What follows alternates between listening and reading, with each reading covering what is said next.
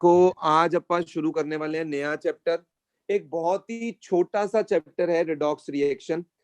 Direct question नहीं आता इस चैप्टर से, मेरी बात को समझना ध्यान से। डायरेक्ट क्वेश्चन नहीं आता है, बट ये चैप्टर हमारा अगेन प्लस टू के लिए बहुत इंपॉर्टेंट हो जाता है, बिकॉज इसमें जो कॉन्सेप्ट्स हमने सीखने हैं वो फिजिकल केमिस्ट्री के चैप्टर्स में यूज होते हैं कॉन्सेप्ट्स। मेरी बात समझ आ रही है? फिजिकल या इनऑर्गेनिक, इनऑर्गेनिक के जो कॉन्सेप्ट्स है, इनऑर्गेनिक के जो चैप्टर्स आगे आएंगे, डी एंड एफ ब्लॉक पढ़ोगे, ठीक है, उसमें ये कॉन्सेप्ट जो है काफी यूज होगा। नॉर्मेलिटी में ये काफी हेल्प करेगा, आगे जाके डी एंड एफ में बैलेंसिंग सीखोगे उसमें काफी हेल्प करेगा। यानी जैसे इक्विलिब्रियम और थर्मो है, इनसे डायरेक्ट क्वेश्चन आते हैं 2 या 3। इस टॉपिक से डायरेक्ट क्वेश्चन नहीं आता, बट इसे सीखना जरूरी होता है फॉर द बाकी कॉन्सेप्ट्स। इतनी बात समझ आ रही है तुम्हें? जैसे हमने मोल कॉन्सेप्ट किया, मोल से डायरेक्ट क्वेश्चन नहीं आएगा, वो कंबाइन क्वेश्चन दे देगा गैसियस का। अब गैसियस में भी मोल यूज होता है, इक्विलिब्रियम में भी मोल यूज होता है, यस और नो? तो इन सारे चैप्टर्स में मोल का क्या होता है, यूज होता है। उसी तरह रिडॉक्स रिएक्शन जो आज हम करने जा रहे हैं, बहुत ही छोटा सा चैप्टर है, बहुत ही प्यारा चैप्टर है, और तुम्हें कोई प्रॉब्लम भी नहीं आएगी क्योंकि विद इन 3 या 4 डेज ये चैप्टर खत्म भी हो जाएगा। बट कॉम्पिटिटिव वालों के लिए नहीं खत्म होगा, बेसिक वालों के लिए एनसीईआरटी पोर्शन जो है वो विद इन 3 डेज जो है ये चैप्टर कवर हो जाएगा। हो सकता है मैं कल 2 घंटे की भी क्लास ले लूं। तो ध्यान से समझना।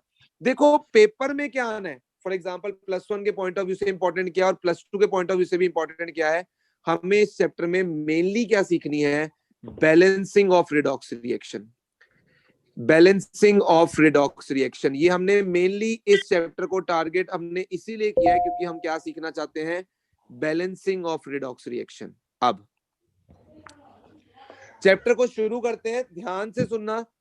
सबसे पहला क्वेश्चन मेरे जहन में क्या आता है कि रिडॉक्स रिएक्शंस होते ही क्या हैं। क्लास 10th में भी मैंने इस डेफिनेशन को पढ़ रखा है कि रिडॉक्स रिएक्शंस क्या होते हैं क्या नहीं, बट एक बार पहले हम ये समझेंगे आज की क्लास में कि रिडॉक्स रिएक्शंस होते क्या हैं। बड़े ध्यान से फोकस्ड होके पूरी कंसंट्रेशन यहां पर रखना ताकि तुम्हें हर चीज समझ आए, और जो चीज ना समझ आए उसको माइक अनम्यूट करके जरूर पूछना।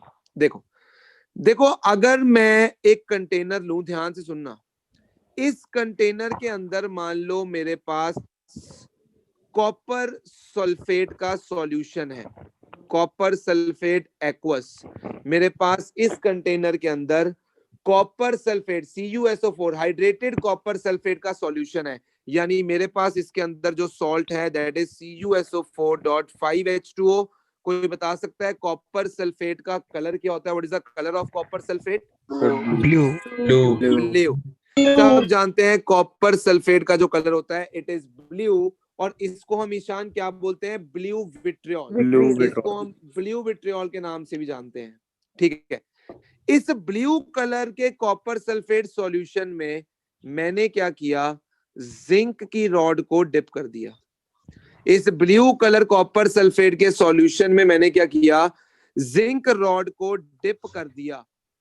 तुम बता सकते हो कुछ देर बाद क्या ऑब्जर्व करूंगा मैं? What will be my observation after some time? कुछ देर बाद क्या दिखेगा? कलरलेस हो जाएगा। एक तो ये ब्लू कलर जो है, एक तो ये ब्लू कलर जो है, the blue colour will decolourise, yes और no? Blue colour will decolourise after some time. जो ब्लू कलर है वो कुछ देर बाद डी कलराइज हो जाएगा, और इस जिंक रॉड के ऊपर, ये जो जिंक की रॉड है इसके ऊपर मुझे क्या मिलेगा, रेडिश ब्राउन कलर की चीजें जो हैं जुड़नी स्टार्ट हो जाएंगी। रेडिश ब्राउन कलर के कुछ जो प्रेसिपिटेट्स हैं वो फॉर्म होना शुरू हो जाएंगे इस जिंक रॉड के ऊपर। और कुछ देर बाद तुम ये भी देखोगे कि जिंक रॉड की हालत कुछ ऐसी सी हो जाएगी। इसका मतलब क्या हुआ कि जिंक रॉड का वेट जो है वो कंपैरेटिवली क्या हो जाएगा, डिक्रीज हो जाएगा। तो ऐसा क्यों हुआ है, इस सबको हमने 10th क्लास में जरूर पढ़ रखा है। हमें पता है यहाँ पर कॉपर सल्फेट एक्वस जब जिंक के साथ रिएक्ट करेगा, तो क्योंकि जिंक कॉपर से ज्यादा रिएक्टिव है तो वो डिस्प्लेस कर देगा कॉपर को और क्या बना देगा, ZnSO4 एक्वस, और साथ में बन जाएगा copper which is reddish brown in colour. तो सॉल्यूशन के ये जो था ये ब्लू कलर का था, बट ये जो हो गया अब क्या हो गया, कलरलेस। तो ZnSO4 के बन जाने की वजह से यहाँ पर जो बीकर है वो क्या हो गया, कलरलेस। और जो जिंक के ऊपर रेडिश ब्राउन प्रेसिपिटेट जम रहे थे, वो किसके हैं रेडिश ब्राउन प्रेसिपिटेट, वो कॉपर के रेडिश ब्राउन प्रेसिपिटेट हैं। अब ध्यान से सुनना, अगर मैं कॉपर सल्फेट एक्वस की बात करूं तो क्या ये मेरे पास कॉपर +2 और SO4-2 की फॉर्म में होगा, यस और नो? यस। सॉल्यूशन के अंदर मेरे पास जो कॉपर सल्फेट है वो किस फॉर्म में होगा, Cu+2 और SO4-2 की फॉर्म में, ठीक है। जिंक मेरे पास किस फॉर्म में है, it is in the form of solid. बोलो, इतनी बात समझ आ रही है? हाँ जी। Yes sir. जो ZnSO4 बना एक्वस, सॉल्यूशन के अंदर ZnSO4 किस फॉर्म में पड़ा होगा, in the form of Zn+2 ions and SO4-2 ions, yes और no? Yes sir. Yes sir. Solution के अंदर Zn+2 और सल्फेट आयंस ऐसे माइग्रेट कर रहे होंगे, अलग अलग हुए होंगे, ठीक है। और मुझे साथ में क्या मिला है, कॉपर। अगर इस रिएक्शन को बड़े ध्यान से ऑब्जर्व करो तो मैं कहूंगा जिंक जो था वो सॉलिड से आयन की फॉर्म में चला गया है, यस और नो? यस। ठीक है। जो कॉपर +2 था वो आयन से अगेन वो सॉलिड एटम की फॉर्म में कन्वर्ट हो चुका है। But what about SO4-2? क्या सल्फेट में कोई भी चेंज आया लेफ्ट या right side? No sulphate left hand side जैसा था वैसा ही सल्फेट कैसे है राइट हैंड साइड, तो इसको मैं कैंसिल कर सकता हूं। यानी यहां पर जो इक्वेशन हो रही है that is Cu+2 plus Zn, मुझे क्या दे रहा है, Zn+2 एंड देन Cu। क्या मैं इस रिएक्शन को इस तरह से भी रिप्रेजेंट कर सकता हूं, बिकॉज सल्फेट आयन में किसी भी तरह का चेंज नहीं है रिएक्टेंट और प्रोडक्ट साइड पे, तो मैंने उसको अपनी इक्वेशन में से हटा दिया है। बोलो, इतनी चीज क्लियर है? यस देखो, इस रिएक्शन को मैं अलग अलग करके भी देख सकता हूं। अगर मैं कहूं कि जिंक ने यहां पर Zn+2 में चेंज हुआ है by loss of 2 electrons, yes और नो? यस और जो कॉपर +2 आयन है वो 2 इलेक्ट्रॉन्स को गेन करके वो कॉपर में चेंज हुआ है, यस और नो? अब तुम्हें पता ही है कि हमने क्लास 10th में पढ़ रखा है, ऑक्सीडेशन के 4 मतलब पढ़े थे हमने, जिसमें से पहला था एडिशन ऑफ ऑक्सीजन, दूसरा था रिमूवल ऑफ हाइड्रोजन, तीसरा था एडिशन ऑफ इलेक्ट्रोनेगेटिव एलिमेंट। ये भी मैंने तो पढ़ाया था, यस और नो? यस नहीं पढ़ाया था तो इस क्लास में पढ़ेंगे दोबारा। और जो लास्ट हमने किया था that is oil ridge. Oil ridge मैंने तुम्हें बताया था टेक्निक में, व्हाट इज ऑयल रिज, वो टेक्निक क्या थी, oxidation is loss electron and reduction is gain of electron. Gain of तो यहाँ पर जिंक ने 2 इलेक्ट्रॉन को लूज किया है, छोड़ा है, तो यानी ये जो रिएक्शन होगी that will B oxidation, yes और नो? और क्योंकि Yes. कॉपर +2 ने इलेक्ट्रॉन्स को गेन किया है और गेन ऑफ इलेक्ट्रॉन्स को हम बोलते हैं रिडक्शन, यानी ये जो प्रोसेस होगा वो क्या होगा, रिडक्शन होगा। और अगर मैं इन दोनों को इकट्ठा लिख दूं तो मैं ये कहूंगा कि ये जो पर्टिकुलर रिएक्शन है, जो यहाँ पर मैंने रिएक्शन जो मैं बॉक्स में लिख रहा हूं, इस रिएक्शन के अंदर ऑक्सीडेशन भी हो रही है, Zn का Zn+2 में चेंज होना ऑक्सीडेशन बता रहा है हमें, और कॉपर +2 का कॉपर में चेंज होना हमें क्या दर्शा रहा है, रिडक्शन दर्शा रहा है। यानी ये एक ऐसी रिएक्शन है जिसमें ऑक्सीडेशन एंड रिडक्शन कैसे हो रही है, साइमल्टेनियसली। ऑक्सीडेशन एंड रिडक्शन कैसे हो रही है, साइमल्टेनियसली, एक ही साथ हो रही है। और ऐसी रिएक्शन को हम क्या बोलते हैं, रिडॉक्स रिएक्शन। क्लास 10th में बताया था, यहाँ पर RED का मतलब क्या है, रिडक्शन, और यहाँ पर OX का मतलब क्या है, ऑक्सीडेशन। तो एक ऐसी रिएक्शन जिसमें रिडक्शन और ऑक्सीडेशन एक ही साथ हो रही हो, ऐसी रिएक्शन को हम क्या बोलते हैं, रिडॉक्स रिएक्शन बोलते हैं। और इन्हीं रिएक्शंस को हम इस चैप्टर में पढ़ेंगे भी, और इन्हीं रिएक्शंस को हम बैलेंस करना भी सीखेंगे इस चैप्टर के अंदर। बोलो, इतनी बात मेरी समझ आ रही है तो? यस बोलो भाई, इतनी बात सबको समझ आ रही है? Yes yes. किसी को यहाँ तक कोई भी डाउट? अब हमने एक और टर्म पढ़ रखी है, oxidising agent and reducing agent. बड़ी प्रॉब्लम होती है बच्चे को फ्यूचर में जाकर, जब हम +2 में भी जाएंगे या +1 में भी हम बातें करेंगे, तो ऑक्सीडाइजिंग एजेंट और रिड्यूसिंग एजेंट में बड़ी प्रॉब्लम होती है। आज उस प्रॉब्लम को हमेशा के लिए हम दूर कर देंगे। ठीक है, मुझे एक बात बताओ वंशिका, एक ट्रेवल एजेंट कौन होता है? अगर मैं किसी को ट्रेवल एजेंट बोलता हूं तो ट्रेवल एजेंट क्या करता है, बता सकते हो Vanshika? What is the main काम ऑफ ट्रेवल एजेंट? सर हमें ट्रिप्स वगैरह मतलब स्कीम्स वगैरह बताते हैं। वो अपने लिए ट्रिप्स प्लान करता है या लोगों के लिए ट्रिप्स प्लान करता है? लोगों के लिए। लोगों के लिए। एक पॉलिसी एजेंट क्या होता है? Policy agent, LIC policy agent जो लोगों को लाइक अपनी मनी फ्यूचर के लिए सेव करें, लोगों मतलब को स्कीम्स जो बताते हैं। पॉलिसी देने का काम करता है, उनकी पॉलिसी में, उनको पॉलिसी में इन्वेस्ट करवाता है कि अपनी पॉलिसियां बनाता है, मतलब अपने खुद के पैसे पॉलिसी में लगाता है, जो लोगों के लिए काम करता है। एजेंट का मतलब ही क्या होता है? जो लोगों के लिए काम करे, दूसरों के लिए काम करे। यस और नो? तो ऑक्सीडाइजिंग एजेंट का मतलब क्या होगा? जो दूसरों को ऑक्सीडाइज, जो दूसरे को क्या करेगा? ऑक्सीडाइज, और खुद क्या हो जाएगा? रिड्यूस। यानी वो अपनी क्या कर लेगा? रिडक्शन। अपनी कर लेगा रिडक्शन। यस और नो? और दूसरे को कर देगा ऑक्सीडाइज, और दूसरे को कर देगा ऑक्सीडाइज। हमेशा उस लैंग्वेज में लिखना चाहिए जिसमें समझ आए चीजें। ये कौन सा डेफिनेशन पेपर में आ रही है? जो खुद को कर लेगा रिड्यूस और दूसरे को कर देगा ऑक्सीडाइज, ऐसे बंदे को मैं क्या कहूंगा? Oxidising agent. और रिड्यूसिंग एजेंट क्या होगा? जो खुद को क्या करेगा? ऑक्सीडाइज, और दूसरे को क्या करेगा? दूसरे को क्या करेगा? रिड्यूस करेगा।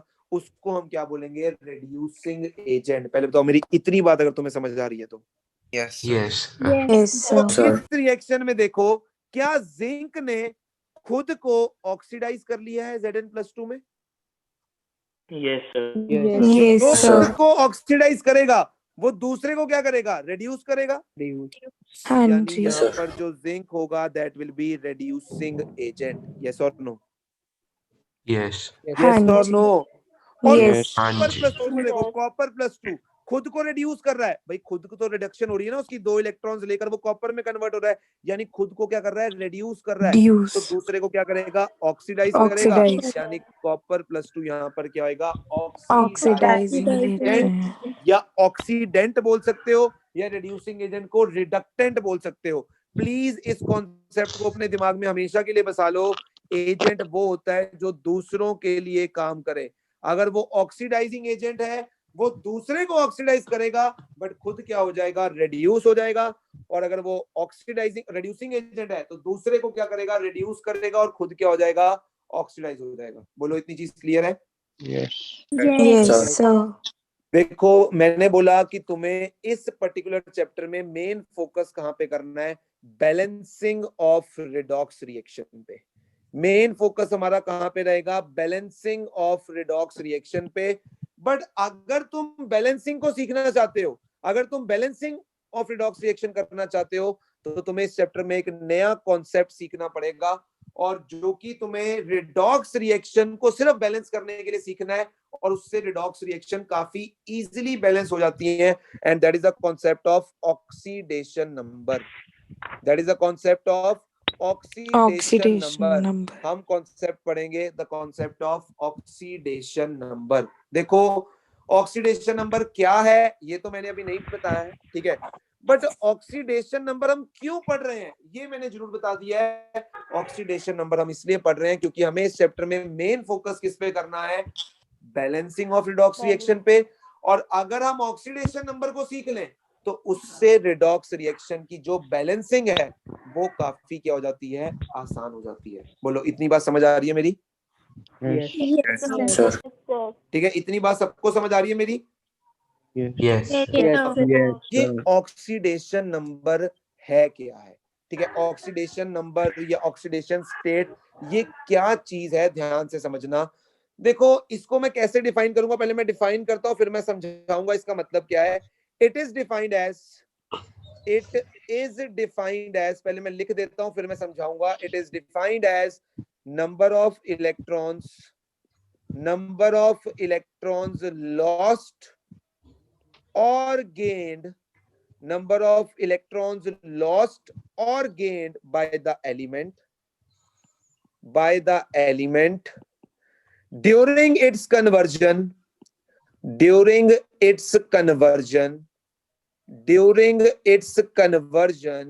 from free state into any particular compound. मैं समझाता हूं इसका मतलब क्या है. ठीक है, ध्यान से समझना. मान लो मेरे पास मैंगनीज था, ठीक है. तो मैंगनीज अभी मेरे पास फ्री स्टेट में है, किसी के साथ कंबाइन नहीं हुआ है. ठीक है, मैंगनीज हम सबको पता है, मैंगनीज का एक इंपॉर्टेंट कंपाउंड होता है जिसे हम बोलते हैं KMnO4, पोटेशियम पर मैंगनेट. यस और नो, जिसका कलर क्या होता है, पर्पल. पोटेशियम पर manganate is purple in colour, ये सबको पता है. KMnO4 तुमने क्लास 10th में भी पढ़ा हुआ है. It is a very strong oxidising agent. याद करो कि तुम्हें जब भी इथेनॉल को इथेनोइक एसिड में कन्वर्ट करना होता था तो तुम क्या करते थे, अल्कलाइन KMnO4 डाल देते थे. It is a good oxidising agent. Yes और नो. देखो मैंगनीज यहाँ पर कहाँ पे है, फ्री स्टेट के अंदर है. तो यहाँ पर उसका जो ऑक्सीडेशन नंबर है वो क्या है, 0 है. ठीक है, बट KMnO4 के अंदर उसका जो ऑक्सीडेशन नंबर है वो कितना है, +7. कैसे निकालते हैं, मेरा नेक्स्ट क्वेश्चन वही होगा. बट अभी के लिए मैं तुम्हें बता रहा हूं कि मैंगनीज का यहाँ पर जो ऑक्सीडेशन नंबर है वो क्या है, +7. यानी अगर मैं डेफिनेशन के अकॉर्डिंग जाऊं तो इसका मतलब क्या होगा कि मैंगनीज ने 7 इलेक्ट्रॉन्स को क्या कर दिया है, लूज कर दिया है. जब उसने किसकी फॉर्मेशन की है, KMnO4 की. यस और नो. बट क्या ऐसा सच्चाई में होगा कि मैंगनीज 7 इलेक्ट्रॉन को छोड़ दे? क्या ऐसा फैक्ट होगा कि मैंगनीज 7 इलेक्ट्रॉन को छोड़ दे? क्या ये सच्चाई है? ऐसा नहीं है. ऐसा नहीं है कि मैंगनीज ने 7 इलेक्ट्रॉन को छोड़ दिया है. अगेन मैं बोल रहा हूं, ये ऑक्सीडेशन नंबर जो कॉन्सेप्ट हम पढ़ रहे हैं ना, ये एक हाइपोथेटिकल चार्ज है. ये ट्रू चार्ज भी हो सकता है, बट मैं बताऊंगा ट्रू चार्ज कब होएगा और हाइपोथेटिकल चार्ज कब होएगा. मतलब हमने उसको एक हाइपोथेटिकल वैल्यू साइन कर दी है +7 की, ये मानते हुए कि उसने 7 इलेक्ट्रॉन को छोड़ दिया जब वो KMnO4 में कन्वर्ट हुआ. बट एक्चुअल में ऐसा नहीं हुआ है कि उसने 7 इलेक्ट्रॉन को छोड़ा है. ये हमने उसको क्या कर दिया है, एक वैल्यू असाइन कर दी है. But it is not truth, it is not fact कि उसने 7 इलेक्ट्रॉन को क्या कर दिया है, लूज कर दिया है. पहले बताओ, ये एग्जांपल समझ आ रहा है? Yes. मान लो मेरे पास सोडियम था, सोडियम अभी ये फ्री स्टेट में है, किसी के साथ जुड़ा नहीं है. अभी ये एकदम फ्री है, कंबाइन नहीं हुआ है किसी के साथ. अभी ये इसकी एलिमेंटल और फ्री स्टेट है. तो यहाँ पर इसका ऑक्सीडेशन नंबर कितना है, 0. मान लो सोडियम बनाता है कंपाउंड NaCl. सोडियम ने कंपाउंड बनाया क्या, NaCl. और मैं यहाँ पर बोल रहा हूँ Na का ऑक्सीडेशन नंबर है +1 और Cl का ऑक्सीडेशन नंबर है -1. तो इससे क्या पता लगता है कि जब Na ने NaCl बनाया तो उसने एक इलेक्ट्रॉन को छोड़ा क्योंकि उस पे +1 का ऑक्सीडेशन नंबर है, और Cl ने एक इलेक्ट्रॉन को लिया क्योंकि उस पे -1 ऑक्सीडेशन नंबर मैंने असाइन किया है. क्या ये सच है या नहीं है? बिल्कुल सच है भाई. जब NaCl बनता है तो बिल्कुल सच्चाई वाली बात है कि उसमें सोडियम एक इलेक्ट्रॉन छोड़ता है और क्लोरीन एक इलेक्ट्रॉन लेता है. देखो नीचे वाले केस में तो it's true, it's a fact, but ऊपर वाले केस में it's not true, it's not a fact.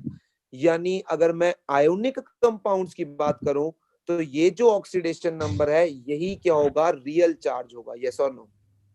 Yes.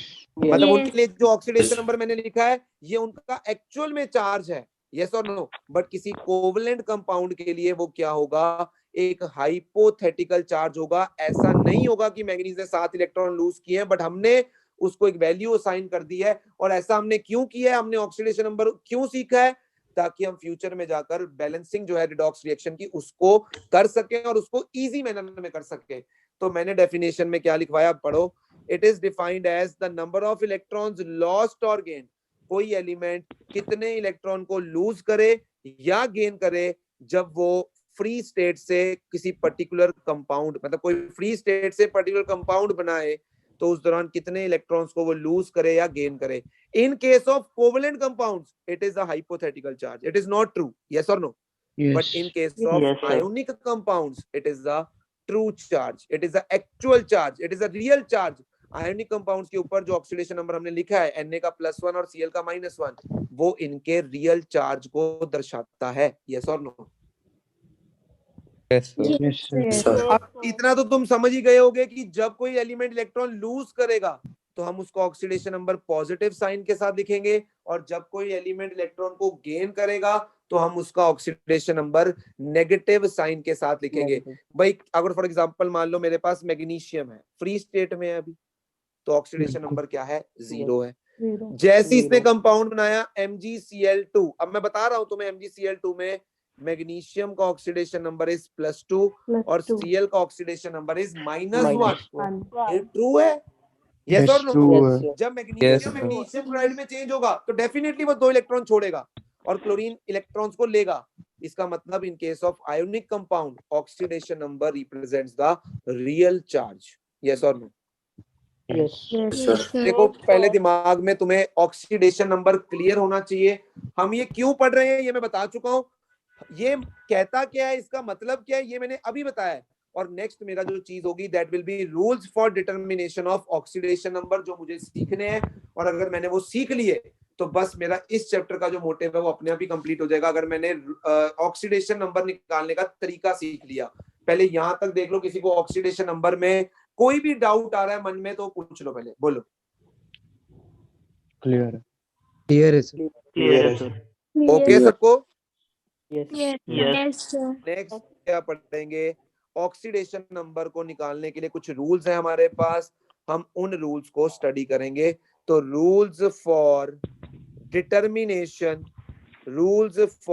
Determination of oxidation number. Oxidation number निकालने के लिए हमारे पास सर्टेन सेट ऑफ रूल्स हैं और उन रूल्स को हम एक एक करके समझेंगे। बोलो, क्लियर है इतनी बात मेरी? Yes. सबसे पहला रूल, 7-8 रूल्स हैं जिनको दिमाग में रखना और रिवाइज कर लेना, तो समझ लेना तुम्हें ऑक्सीडेशन नंबर जो है निकालना आ जाएगा। सबसे पहला रूल, अगर कोई एलिमेंट अपनी फ्री स्टेट में है, प्योर स्टेट में है, जैसे कि मैंने अभी ऊपर एग्जांपल में बताया था, अगर कोई एलिमेंट फ्री या प्योर स्टेट के अंदर है तो बता सकते हो ऑक्सीडेशन नंबर उसका क्या होगा? 0. Very good. तो इन फ्री स्टेट और pure state oxidation number of each and every element is 0। Each and every element is 0। जैसे मैं अगर एग्जांपल्स भी देना चाहूं यहाँ पर, सोडियम के ऊपर भी क्या होएगा? 0। मैग्नीशियम के ऊपर भी क्या होएगा? 0। अगर मान लो H2 है तो उसके ऊपर भी क्या होएगा? 0। अगर मान लो O2 है तो उसके ऊपर भी क्या होएगा? 0। अगर मान लो एल्यूमिनियम है तो उसके ऊपर भी क्या होएगा? 0। N2 है तो उसके ऊपर भी क्या होएगा? 0। अगर वो एलिमेंट अपनी फ्री या प्योर स्टेट के अंदर है तो उसका ऑक्सीडेशन नंबर क्या होगा? 0। पहले इस बात को अपने दिमाग में अच्छे से डाल लो, अच्छे से। Yes, बोलो, sir. क्लियर है? Yes.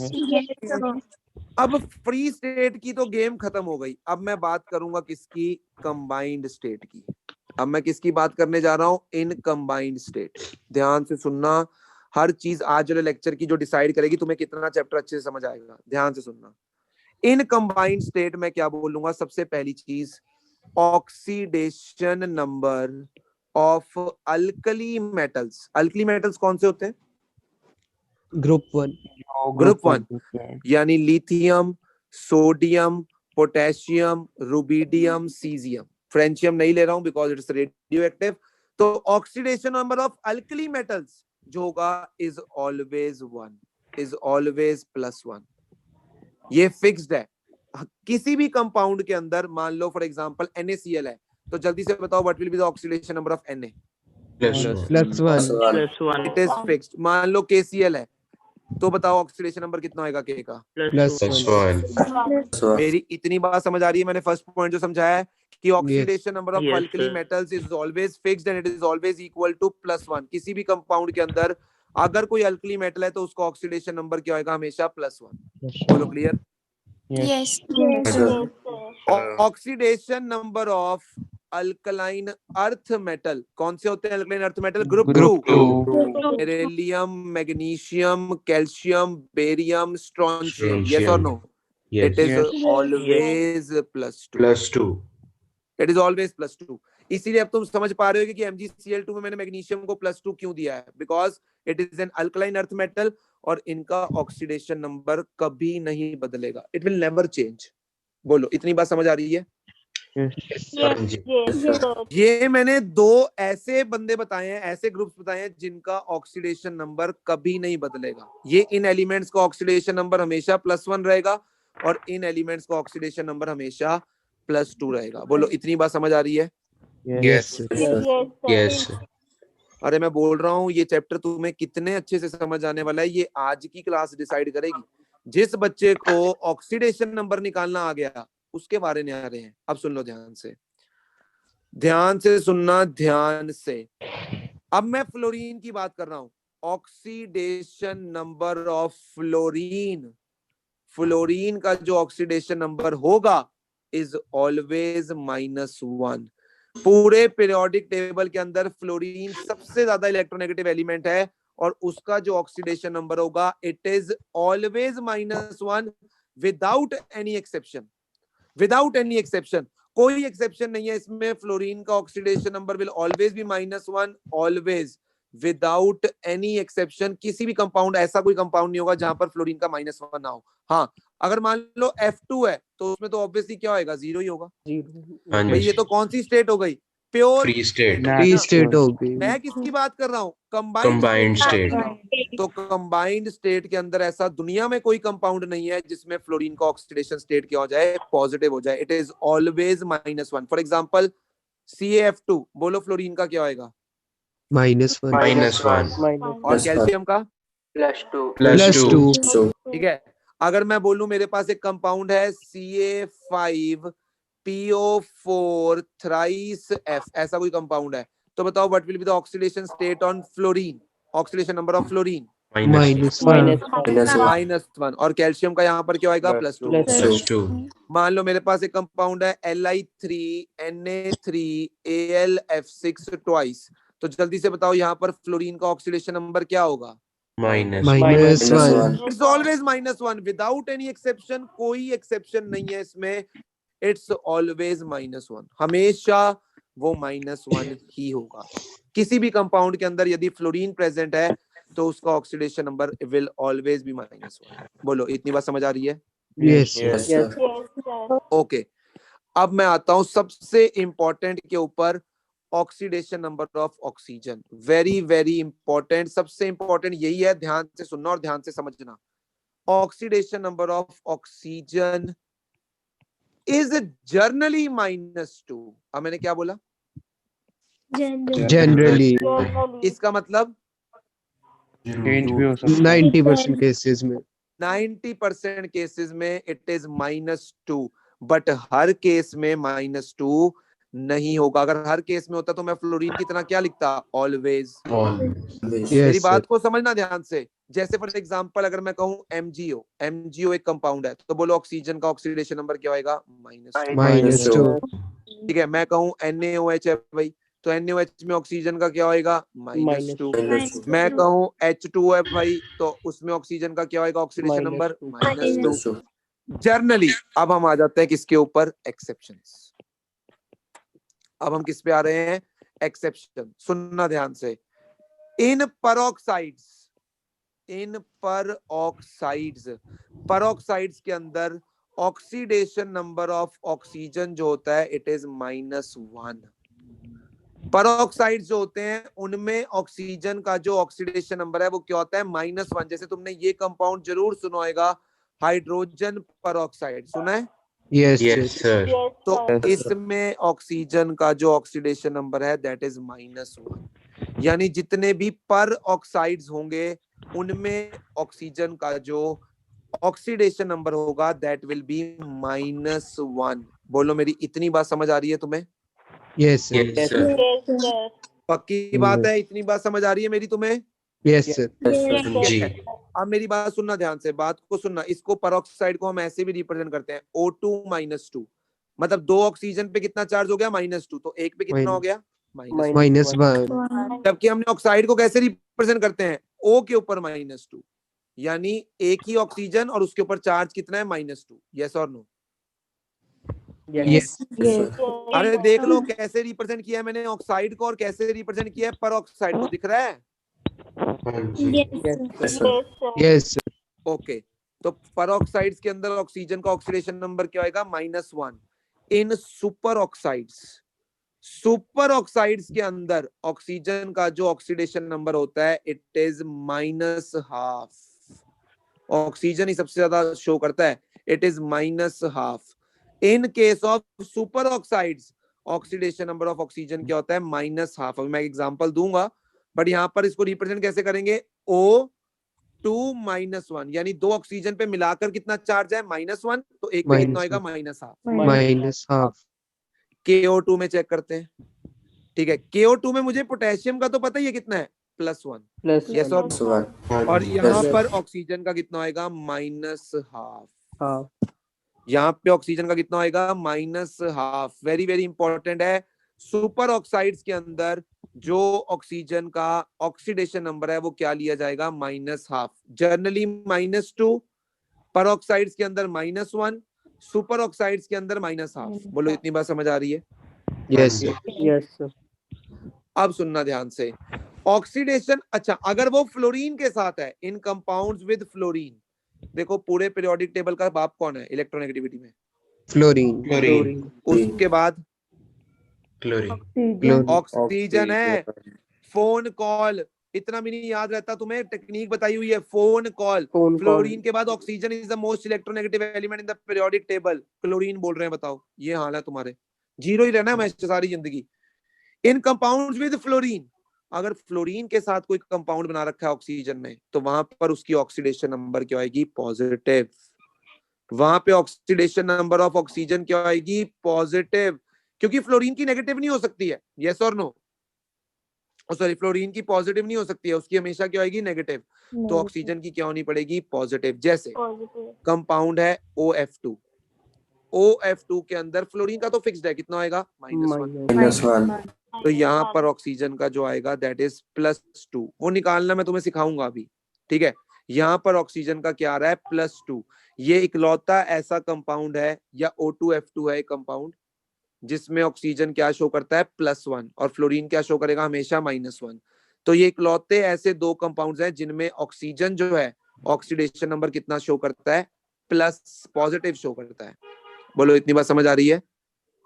yes बोलो पक्की बात है, इतनी बात समझ आ रही है तुम्हें मेरी? ओके। इन ओजोनाइड्स, ये मैं अभी बता रहा हूं, ध्यान से सुन लो, फिर आगे जाके और क्लियर हो जाएगा। ओजोनाइड्स होते हैं O3-। इन ओजोनाइड्स जो ऑक्सीडेशन नंबर होता है ऑक्सीजन का दैट इज -1/3। यानी ऑक्सीजन के अंदर देख लो कितनी वेरिएशंस है, कितनी वेरिएशंस।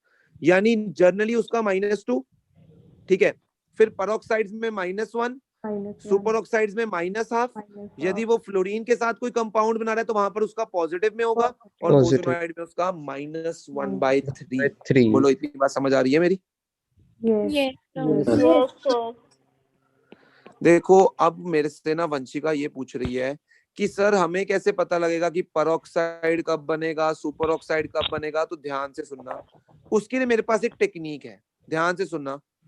लिथियम, बेरिलियम, मैग्नीशियम और कैल्शियम, ये हमेशा क्या बनाते हैं? ऑक्साइड्स। अगर ये हमेशा ऑक्साइड्स बनाएंगे तो इसमें ऑक्सीजन का ऑक्सीडेशन नंबर कितना होगा इन कंपाउंड्स में? -2। -2 जैसे मैं कहूंगा Li2O, BeO, MgO, CaO, इनमें हमेशा ऑक्सीजन का ऑक्सीडेशन नंबर क्या होगा? -2, क्योंकि ये क्या बनाते हैं? सारे ऑक्साइड्स। इतनी बात समझ आ रही है? तो इसको याद कैसे करना है? इसको याद करना है, ली का बेटा मांगे कार, ली का बेटा मांगे कार, ली का बेटा मांगे कार, यानी ली का बेटा मांगे कार जो है वो क्या बनाएंगे? ऑक्साइड्स। इतनी बात समझ आ रही है? Yes, Yes, sir.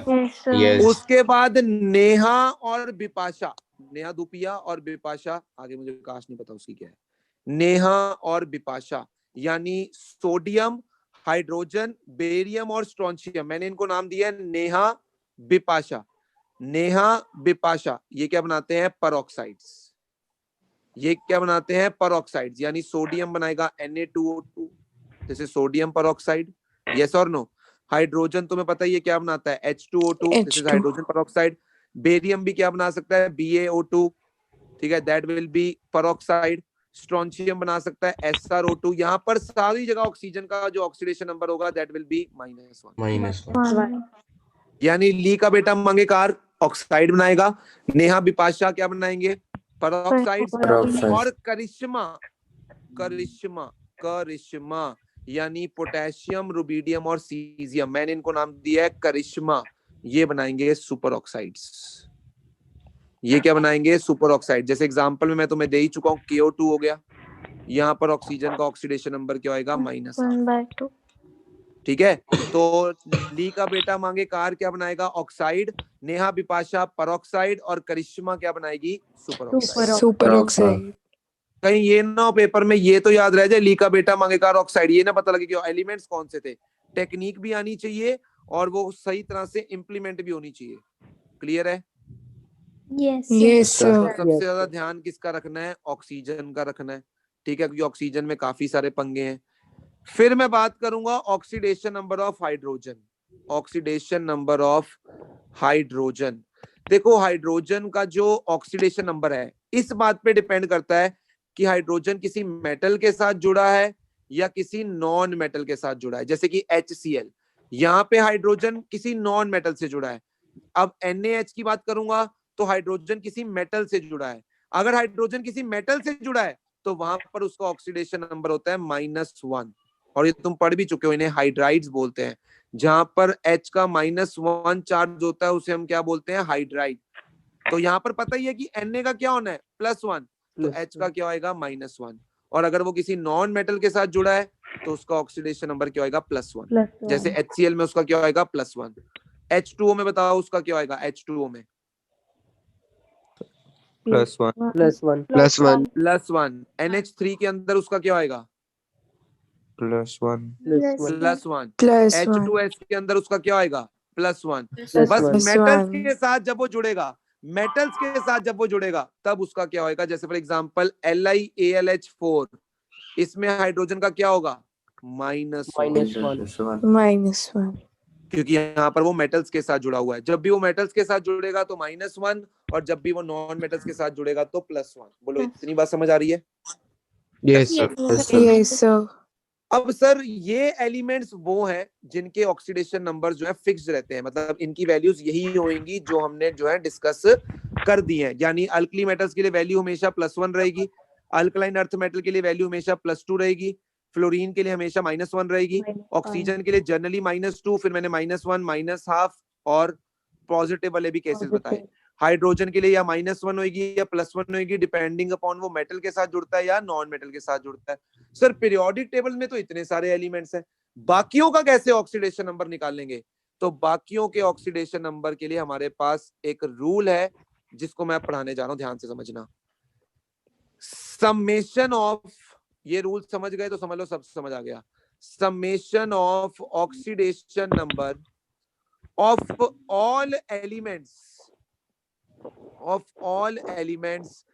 is equal to 0 in case of neutral compound। in case of neutral compound, यदि कोई कंपाउंड न्यूट्रल है, फॉर एग्जांपल मैं यही ले लेता हूं, हमने इसकी बात की थी KMnO4 की, क्या ये न्यूट्रल दिख रहा है? Yes, sir. तो इसमें जितने भी एलिमेंट्स हैं उन सबका sum of oxidation number will always be equal to 0। इतनी बात समझ आ रही है? Yes, sir. क्या तुम्हें पोटेशियम का पता है कितना होगा? पोटेशियम का +1 +1, ये तो पता ही है हमें, फिक्स्ड है। ऑक्सीजन का कितना होगा? -. ये भी फिक्स है, जनरली उसका क्या होगा? -2, अनटिल अनलेस ये परऑक्साइड्स और सुपर ऑक्साइड्स ना आ जाए तो उसका क्या होगा? -2। तो अगर मुझे पोटेशियम का पता है, मुझे ऑक्सीजन का पता है, और ये पता है कि sum of oxidation number of all the elements in the compound will be 0, तो मैं मैंगनीज का निकालूंगा, देखना कैसे। जिसका निकालना है उसका हम क्या मान लेंगे, एक्स मान लेंगे फर्स्ट ऑफ ऑल। जिसका निकालना है उसका क्या मान लेंगे, एक्स। अब मैं बोलूंगा पोटेशियम का +1, मैंगनीज का एक्स, ऑक्सीजन का -2। एक ऑक्सीजन का -2 है और कितने हैं यहाँ पर, 4, यानी -2 × 4 will be equal to 0। जल्दी से चेक करके बताओ, what is the value of x? 7 It is +7। यानी बाकी पीरियोडिक टेबल के अंदर जितने भी एलिमेंट्स हैं उनका ऑक्सीडेशन नंबर हम इसी टेक्निक से निकालेंगे। क्या तुम एक ट्राई करना चाहोगे? yes sir Okay, then try to calculate the oxidation number of chromium in this compound. Potassium का तुम्हें पता है, ऑक्सीजन का तुम्हें पता है। Try to calculate the oxidation number of chromium in this compound. Go for it. +6 जिसका निकालना है उसका क्या मान लोगे, x मान लोगे और उसके बाद बाकी काम करोगे। और गॉमजी आंसर बार बार ना बोलो, तुम कर चुके हो इस चैप्टर को पहले, तुम्हारी कमांड डेफिनेटली बाकियों से ज्यादा होगी, बट बाकियों को मत डिग्रेड करो उस चीज के लिए। हाथ खड़ा करो, मैं अपने आप पूछ लूंगा, क्योंकि बाकियों को टेंशन पड़ जाती है, भाई इसको कैसे इतनी जल्दी निकला है, जबकि तुम पहले कर चुके हो इस चैप्टर को। हाँ जी बबलीन, क्या आंसर आ रहा है? +6। बिल्कुल, एक बार मैं फिर से सिखाऊंगा, बट मैं सिखाऊंगा उसको जिसको सीखना है। तो बताओ किसको सीखना है, जल्दी से बताओ किसको सीखना है। सर मेरे को सिखा दो एक बार। ओके, तो पुण्या हमने यहाँ पर क्रोमियम का निकालना है, हम उसका क्या मान लेंगे, एक्स। पोटेशियम का +1 है पुण्या, तो कितने पोटेशियम है तुम्हारे पास, 2। Yes sir. × 2 कर दिया मैंने। क्रोमियम का हमने x माना है 1 का, तो कितने क्रोमियम है, 2, तो it will B Yes, 2 sir. × x plus oxygen का हमें पता है पहले से -2 है, और ऐसे कितने ऑक्सीजन है, 7, तो -2 × 7 will always be equal to 0। Now tell me what is the value of x? That is the answer. It will come out to be +6। Yes sir, 6 आ रहा है।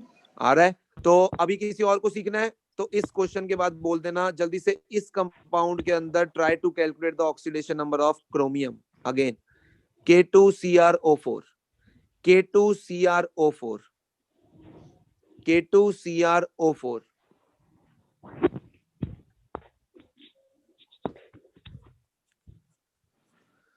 चार बच्चों ने कर लिया है, 5 ने कर लिया है, काफी ने कर लिया है। तो मुझे आंसर आर्यन बताएगा। आर्यन, हाँ जी क्या आंसर है? सर 6 +6। किसी को सीखना है जल्दी से बोलो अपना नाम, जिसको सीखना है बोलो भाई, जिसको सीखना है बोलो। नहीं सीखना किसी को भी? No, no sir. Li3Na3Al(F6) twice, इसमें मुझे एल्यूमिनियम का निकाल कर बताओ कितना आ रहा है। Try to calculate the oxidation number of aluminium in this compound. You know the oxidation number of lithium, you know the oxidation number of sodium, you know the oxidation number of fluorine. Try to calculate the oxidation number of aluminium in this compound. जल्दी से, go for it। बहुत बढ़िया, बहुत बढ़िया, बहुत बढ़िया, करो करो करो करो, शाबाश। लिथियम का +1 रहेगा, सोडियम का +1 रहेगा, फ्लोरीन का -1 रहेगा। जिसका निकालना है उसका x ले लिया जाएगा। जल्दी से बताओ एल्यूमिनियम का कितना आ रहा है, जल्दी से। +3 +3। किसी को सीखना है तो बोलो, किसी को सीखना है तो बोलो।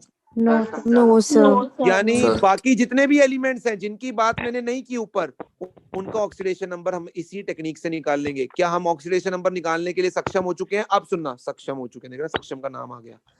ये 0 तब होगा जब कंपाउंड के न्यूट्रल, अब मान लो कोई आयन है, फॉर एग्जांपल सल्फेट आयन है, सल्फेट, ठीक है, तो अब इसके अंदर मुझे सल्फर का निकालना है। ऑक्सीजन का तो पता है, ऑक्सीजन का तो कितना होता है, -2, मुझे सल्फर का निकालना है।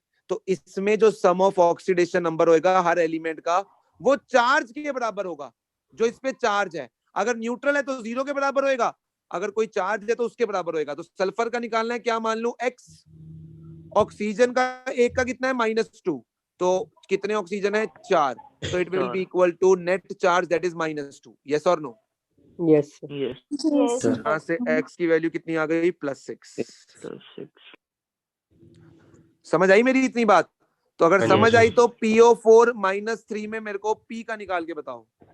हाँ जी विश्वास जी, तुमने देना ये आंसर। विश्वास, PO4 -3 में P का ऑक्सीडेशन नंबर तुम्हें निकाल कर बताना है जल्दी से।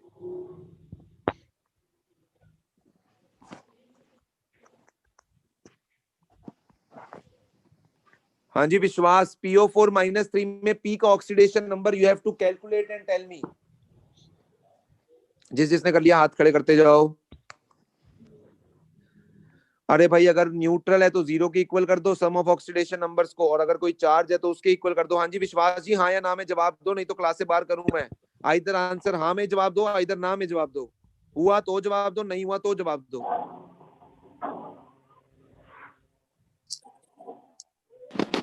आवाज ही नहीं आ रही है मेरे को। हाँ जी हरलीन, आंसर जल्दी से। सर +9। +9?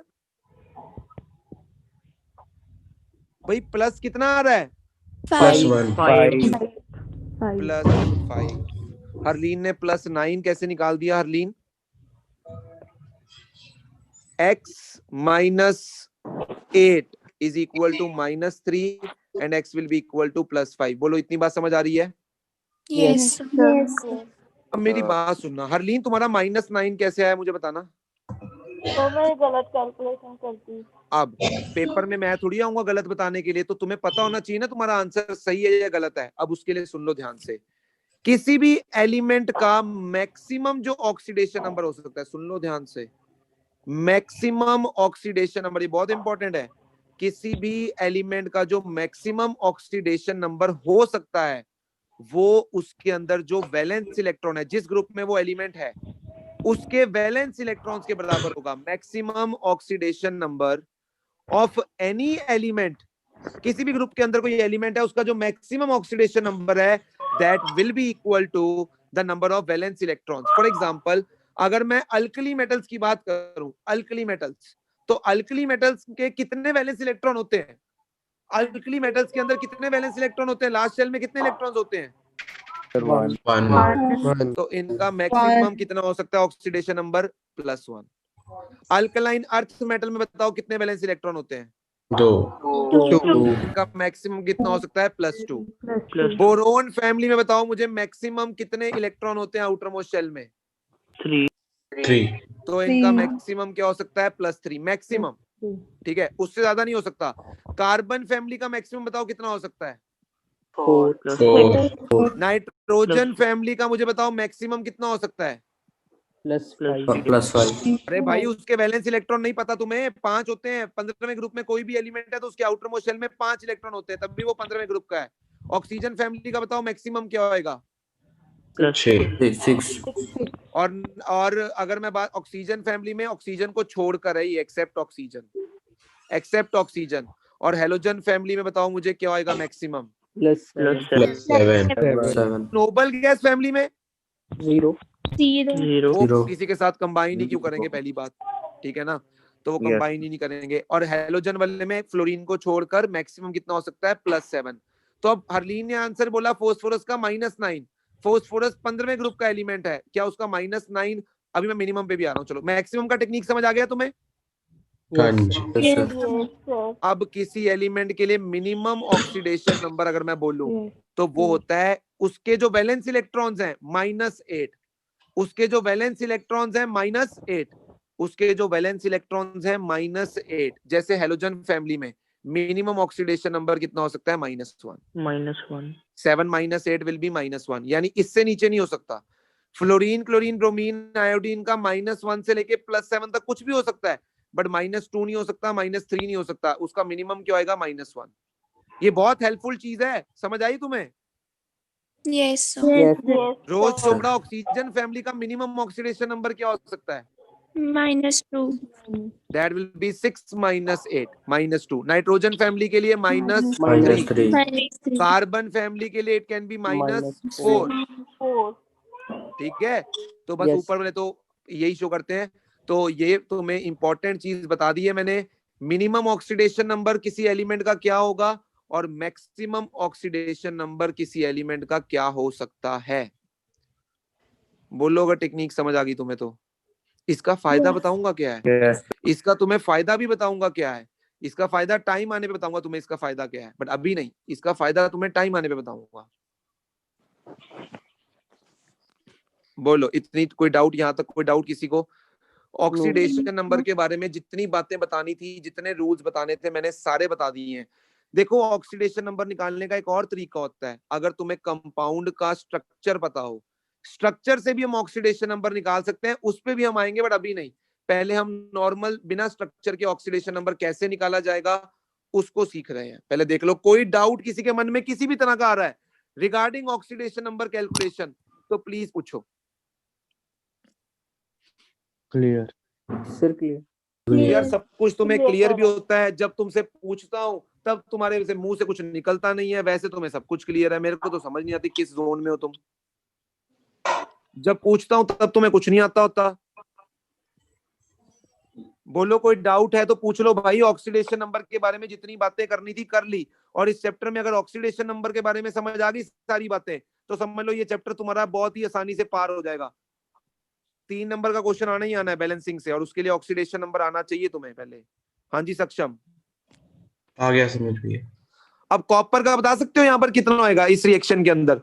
ये कॉपर का जो चार्ज होएगा उसके ऊपर वो उसका ऑक्सीडेशन नंबर होएगा, यानी कॉपर का क्या होएगा? +2। प्लस यस और no? Yes yes sir. Yes, sir. तो ऑक्सीडेशन नंबर कल रिवाइज करके आना, क्या क्या चीजें मैंने तुम्हें बताई हैं। It's a new concept for you. तो जितने भी एलिमेंट्स है बाकी उन सब के लिए हम 6th रूल की हेल्प से किसी का भी ऑक्सीडेशन नंबर निकाल सकते हैं, बट हम हरलीन की तरह गलती ना कर दें। उसके लिए हमें पता होना चाहिए कि किसी भी एलिमेंट का मैक्सिमम ऑक्सीडेशन नंबर क्या हो सकता है और मिनिमम क्या हो सकता है। मैक्सिमम जो है वो उसके वैलेंस इलेक्ट्रॉन्स के नंबर के बराबर होगा, और मिनिमम जो वो है उसके जितने भी वैलेंस 8 इलेक्ट्रॉन है -8, जितने भी वैलेंस इलेक्ट्रॉन है -8। बोलो, क्लियर है? Yes yes yes sir. कल मिलते हैं, और हो सकता है कल मैं शायद 2 घंटे की क्लास लूं, बिकॉज मुझे रिडॉक्स को खत्म करना है। छोटा सा निक्का सा चैप्टर है, तो कल मिलते हैं। Bye sir. Bye bye.